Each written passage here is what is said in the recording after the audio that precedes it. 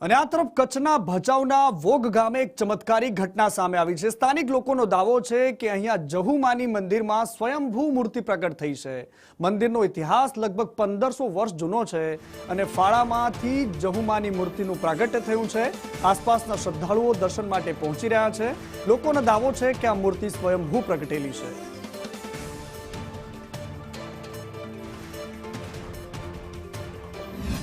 જેવા અમે માનું દ્વાર ખોલ્યું ને ત્યારે અડધી ખાંભી માની પાદરી થઈ ગયેલી। જે પડ હતા માને ઘણું બધું મોટું પડ હતું, એ પડ પટમાં પડી ગયું અને પછી હું તો મને આમ ખૂબ આનંદ આવી ગયો કે માને મેં વારે ઘડી કહેતા હતા કે માં આનું શું થશે, કેવી રીતે કરશું।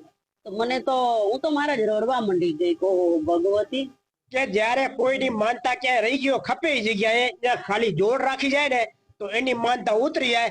આ છેલ્લો શબ્દ કહી અને આ જહુબાઈએ જમીન ફાટી એમાં સમાધિ લીધી કે સમાધિ ખોદવામાં નથી આવી, જમીન ફાટી એમાં એને સમાધિ લઈ લીધી માતાજીએ।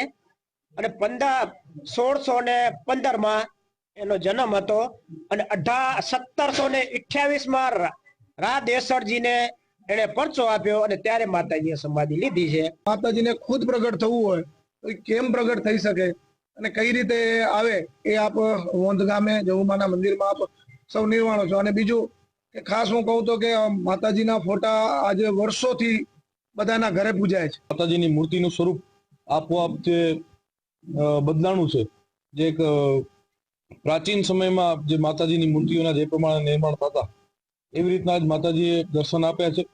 ત્યારે ખાસ એક અત્યારે આનંદનો વિષય છે કે આ નવા બદલાતા જમાનામાં વચ્ચેનો એક સમય એવો ગયો કે પશ્ચિમી સંસ્કૃતિનું આંધળું અનુકરણ હતું, પણ આજના જમાનામાં આ નવી પેઢી એ ખૂબ આનંદ થાય કે ધર્મ પ્રત્યેની જે એમની શ્રદ્ધા જે હતી એ અત્યારે ખૂબ વધારે જોવા મળે છે।